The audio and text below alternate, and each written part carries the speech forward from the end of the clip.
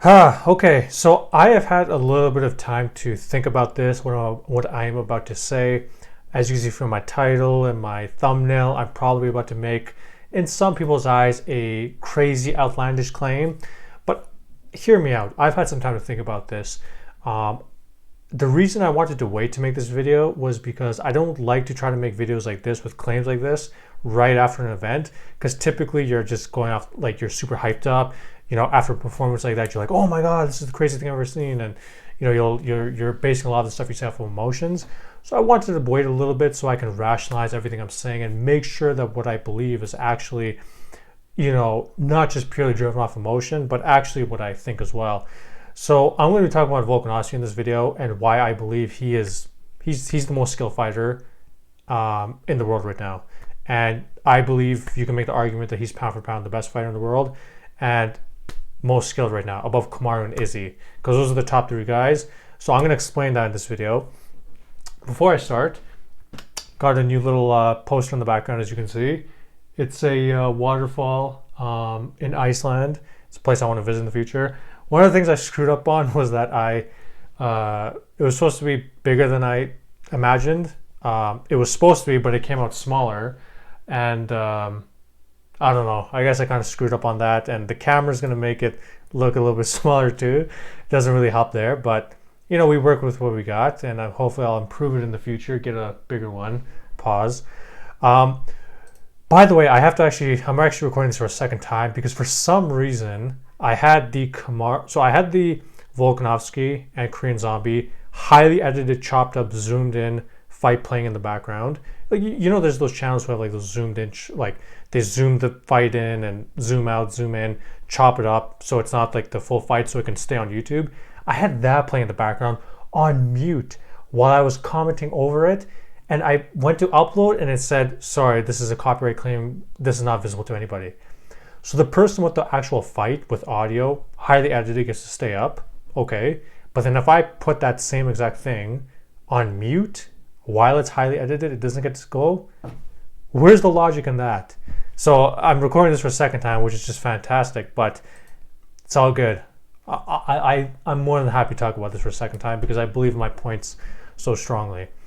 So Volkanovski, number one pound for pound, okay? Let's just quickly go to the rankings. I should have had these open. Sorry about that. I was recording something else and I had it closed. Okay, so Kamaru number one. We know that. Volkanovski's number two. He moved up on the UFC rankings. And then Izzy is number three. These three guys are the top three. You can say, I think most people would agree to that. You can move them around a little bit however you want. There's arguments here and there. But most people have Kamaru number one, and it's very fair to have Kamaru number one. But I'm going to make the argument as to why I think Alex is the best, most skilled, and best in the world. Now, where's Microsoft Paint? I'm going to illustrate something for you guys, okay? We are going to illustrate and talk about this. Now, pay close attention to this amazing illustration, okay? Professor Moose in the building. Okay, so here is Kamaru. Here is Izzy. Here is Alex.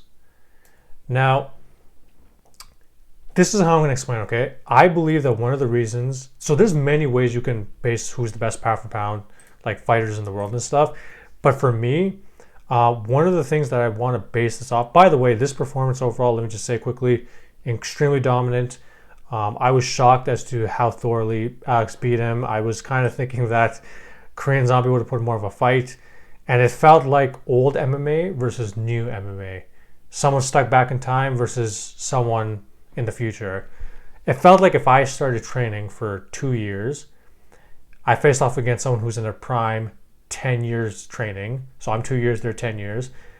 And we fight. And I get wrecked. That's kind of what it felt like watching. And I honestly haven't felt bad for someone in a long time while watching the fight. Felt really bad for the Korean Zombie here. Like, that was brutal, dude. Anyways, the pound for pound rankings, you can organize them in many ways. Who has the best skill set that can translate best in different weight classes, who, if they move up, can beat the most guys or move down, combined with title defenses, combined with the manner they beat people, combined with win streak. Like, there's so many different factors you could put inside. for this specific video, I'm going to talk about, and pay attention, Alex has the most tightest, most well-rounded skill set out of the three, combined with title defenses, combined with the way he's beating people, combined with a lot of different factors. I'm making the argument he's the best now. Now, here's the thing, okay? Kamaru has solid striking. Let's just go over this quickly, okay? Kamaru has solid striking. That's ever improving. It's not that crafty. Like, if you've ever seen Kamaru, you know, especially in close range, where people come in close to him, or when there's a bit of a chaotic situation, or his combinations, he's not that good. He looks a little bit uncomfortable still. Some of his punches he wings a bit, and you can see, like, watch the second fight with Colby or the first fight, like when Colby comes in close, you could see the way that Kamaru kind of throws and gets a bit wild and sloppy.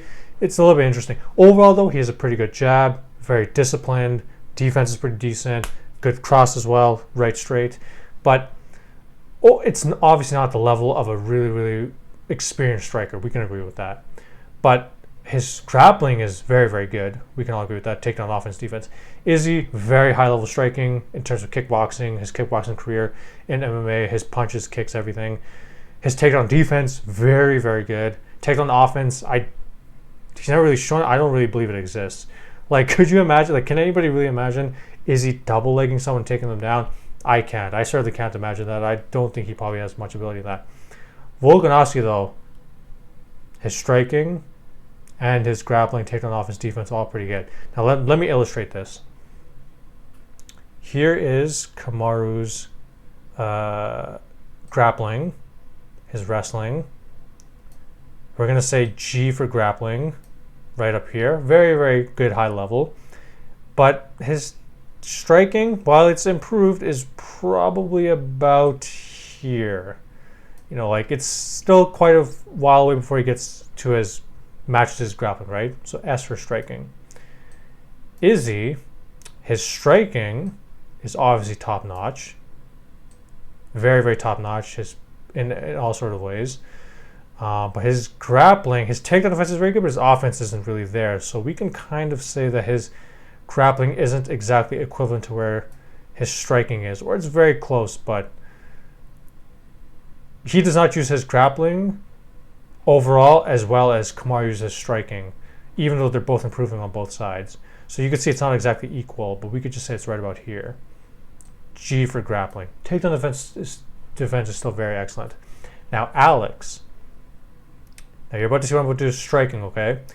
Alex is striking. Now, obviously, he doesn't have a crazy kickboxing record. I'm not saying he's going to go into glory and just run through everybody. I don't think that's possible right now for Alex. However, in terms of effective MMA striking, I'm going to give a bit of a hot take. I think it's just as effective as Izzy's. Because with Izzy, sometimes, like, you'll notice he's a little bit... he waits a little bit too much for people for counters and stuff. Whereas Alex can be definitely more aggressive and also wait for counters.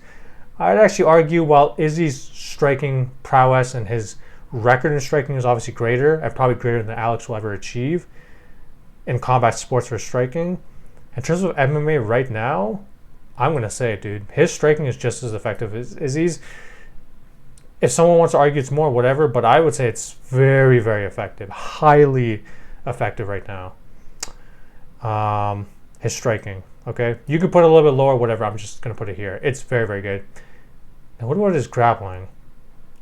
I would say it's really not too far from his striking. His grappling is pretty damn good. Now, what I'm trying to illustrate right here is the gaps in the skill level they have between each art. Alex has the tightest and most close, well-rounded skill set between these three, in my opinion, and based on what we've seen. And based off of that, I would say he's the most skilled fighter in the world right now because he's the champion and stuff. Now, obviously, Max Holloway, I thought he won the second fight. Max is one of my favorite fighters. I'm very biased in that regard. And I did think he won the second fight, and we'll see what happens in the third fight. But just in terms of right now, where the skills are, Alex is number one. Now, some of you, you can easily say Kamaru has 5 title defenses, Izzy has 4 title defenses, Alex has 3. So I understand that. So I can kind of understand that point. That's a very easy counter to me, which is fair because there's a lot of things that go into it. And then some might say, hey, he lost the second Max Holloway fight and it was very close. It's fair criticism. But I would like to argue that Kamaru's first fight with Colby was very close before he won. In fact, I thought, so I had a 2-2 going into round 5, and I thought that Colby was winning round 5 until he got TKO'd. So had Colby not got dropped, I think Colby would have actually won that fight. The second fight wasn't like it was a 3-2 or whatever for Kamaru, or if you want to say 4-1, because you gave it 10-8 round 2 because of the 2 drops, whatever. But again, it wasn't like a complete clear domination. First fight was close. This fight against Jorge, yeah, short notice, but it wasn't like a crazy dominant performance. He definitely clearly won 50-45, but you know what I mean. And then the second Jorge fight, Gilbert fight, yes, very clear. Izzy, that wasn't like a complete domination. It was pretty close. Marvin, like that was a clear win. It was weird. Some people actually thought Robert won the second fight, but whatever. Second Marvin fight, he clearly won. Blachowicz fight, he lost. Costa domination. Yoel fight was actually pretty close. They didn't do much. The first Robert fight was close. But the point I'm trying to make is, yes, Alex had a close fight with Max, but some of these other guys have had close fights recently too, right? So you can kind of say that. Now, another counter you can say is that they've fought more well-versed people. So Izzy has fought more grappling-heavy opponents and strikers, well-rounded people, whereas Volkanovski has fought more strikers as of recently, not including Chad. You can say Ortega's a grappler, but Ortega has been striking a lot recently, and he doesn't really shoot for takedowns like that. He tries to catch you in scrambles or off guard when you're off balance when it comes to the grappling. So again, yes, I know that he hasn't fought, you can clearly say that he's mostly fought strikers recently and hasn't had grappling tested. Fair enough. I'm just saying in terms of his well-roundedness, I know he doesn't have as much title defenses, but he does have title defenses. I know he has the close fight with Max, but the other ones had close fights too. Just putting the overall things, I'm just giving a different perspective on this. Now, you can also say this.